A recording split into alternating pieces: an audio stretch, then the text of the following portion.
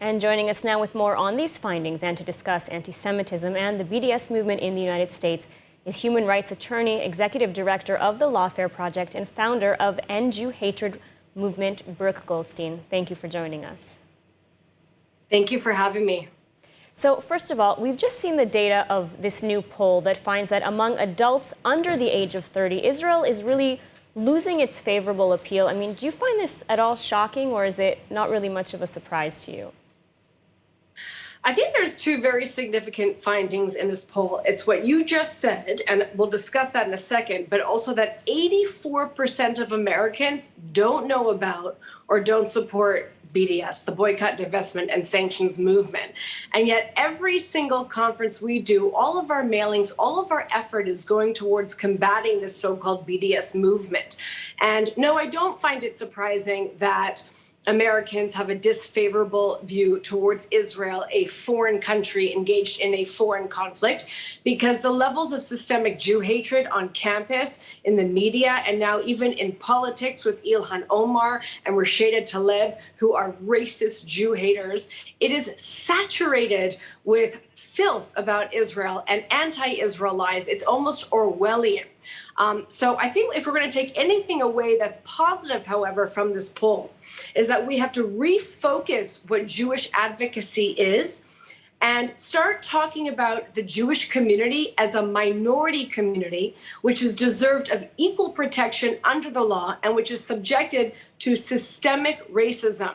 We should not be arguing about foreign politics. We should be arguing for our rights as a minority community, just like the Black community, just like the Asian community, just like the LGBTQIA plus community does, and focus it on a civil rights issue, not a political issue about a foreign country happening thousands of miles away, but an issue that is happening within America as a minority rights issue, as a civil rights issue. So I want to get back to that in 1 second, but I do want to touch upon what you mentioned and what the poll stated, that 84% of Americans do not know what the BDS movement is. Now, here in Israel, I mean, we hear a lot about the BDS movement. Through the Lawfare Project, you work directly to challenge BDS, in courts around the world. I mean, do you feel that this movement is still very much alive despite the findings of this poll? Well, what's alive is the sentiment that underlies these type of racist movements that aim to use anything, political arguments, so-called human rights advocacy, lawfare, as a tool, media warfare, to target Jews and to target the state. And what BDS really is, and we should stop using that acronym, okay? It's illegal commercial discrimination against the Jewish people because of our race, because of our ethnicity, and because of our natural origin. And if we discussed it like that, if we went on the street and asked somebody, do you support the BDS movement? They say, well, what is that? I have to research it. Well, what does it stand for? And I'll make a decision. But if you ask the average American, you say, do you support discriminating against someone because of their race, because of the color of their skin, because of where they're born? I guarantee you the majority of Americans would say no.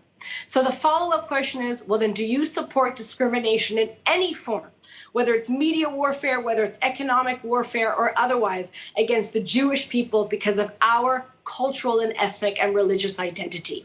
This is how we should be talking about the issues and phrasing the issues and bringing the notion of Jew hatred and systemic racism into the public space and start a dialogue about these issues, one that affects us as a minority community.